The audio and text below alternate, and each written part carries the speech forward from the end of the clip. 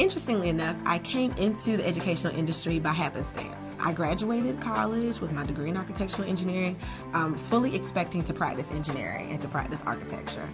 I started working in the industry when I graduated as a project manager, job captain at a design build firm. I did really well. I loved it, worked at it every day. Then the housing market happened and the industry was not very stable.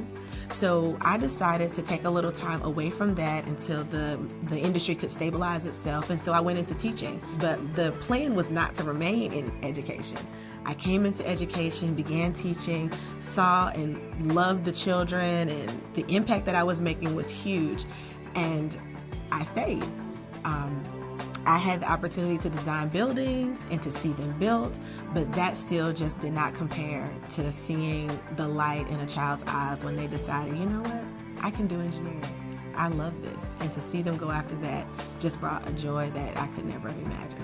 Sharrell has helped to shape all of us into being problem solvers, and that's what's key for an engineer. So not only is she encouraging the problem-solving mindset for the students, she's encouraging that among us for the staff. I try to engage them in conversation, find out what they like, find out what they love, find out what their interests are, and I do my best to relate engineering or whatever that content is to things that they understand so that they can make those connections and understand, you know what, engineering will impact my life in this way or that way. And, start creating those conversations with them where they can see how engineering can help them help their world. She is engaged with students in learning. They continue to seek her out, not just for help in engineering, but for assistance in other classes.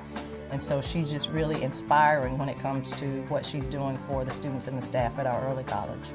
People say that they hate math. People say that math is hard. But if you go to the store and you see something that's 70% off and you've got another 20% off coupon, you're going to calculate that to figure out if you got enough money to get what you want.